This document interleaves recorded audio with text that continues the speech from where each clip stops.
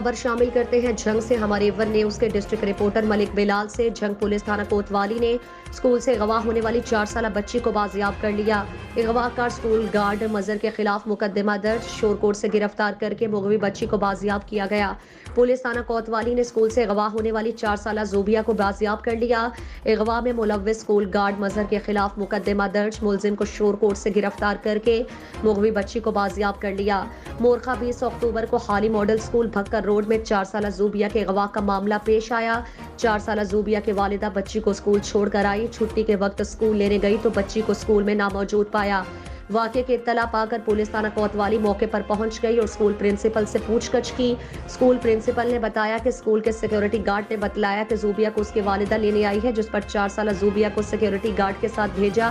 سی C T V کیمروں کا جائزہ لینے پر پایا گیا کہ سیکیورٹی گارڈ مظہر مسمات زوبیہ کو ساتھ لے جا رہا ہے۔